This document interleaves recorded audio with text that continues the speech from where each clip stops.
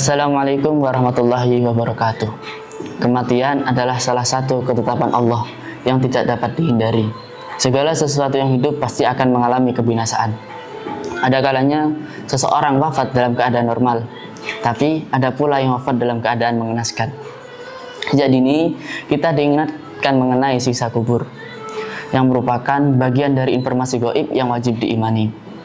Oleh karena itu, dua kata tersebut tertanam kuat dalam benak kita. Pertanyaan yang muncul adalah, apakah siksa kubur benar-benar ada atau sebatas dongeng belaka untuk menakut-nakuti seseorang agar tidak melakukan keburukan?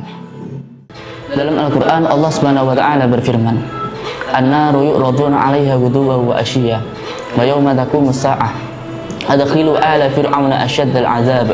Yang artinya, kepada mereka diperlihatkan neraka di pagi dan petang, dan pada hari terjadinya kiamat dikatakan kepada malaikat, masukkanlah Fir'aun dan kaumnya ke dalam azab yang sangat pedih. Yang dimaksud dengan kaum Fir'aun ialah bala tentara yang mengikutinya dalam kekufuran dan kemusyrikan.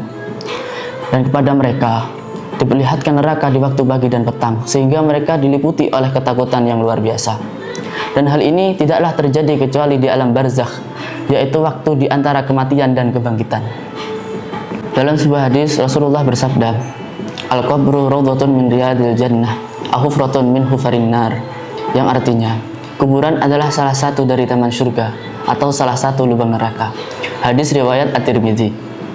Hadis di atas diperkuat oleh hadis yang diriwayatkan oleh Imam An-Nasa'i, bahwasanya Sayyidah Aisyah bertanya kepada Rasulullah mengenai siksa kubur, yang mana redaksinya ialah, "Fasa'alat Aisyatu Rasulullah sallallahu alaihi wasallam an azabil qabri, faqala, na'am, azabul qabri haqqun."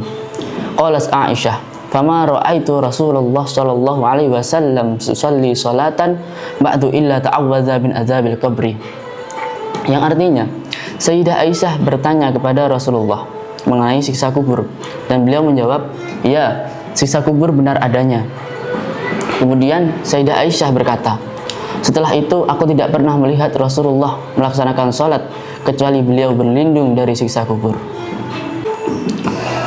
Siksa kubur adalah di antara perkara yang wajib diimani dan dibenarkan adanya. Siksa kubur akan ditimpakan kepada orang kafir dan sebagian pelaku maksiat di antara kaum muslimin. Imam Abu Hanifah dalam kitab Al-Fiqhul Akbar menyatakan, "Su'alu munkarin wa nakirin hakun ka'inun fil qabri, wa i'adatu ruhi ilal jasadi fi qabrihi hakun, wa dhaqtatul qabri wa azabu hakun ka'inun lil kufari kullihim, wa li ba'di uswatil mu'minina hakun jaizun."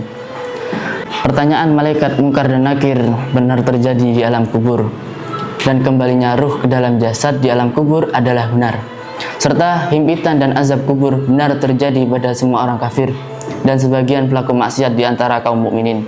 Hal ini adalah benar dan memungkinkan.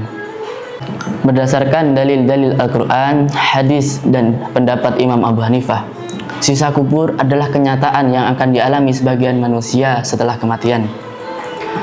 Hal ini sebagai balasan atas perbuatan mereka semasa hidup.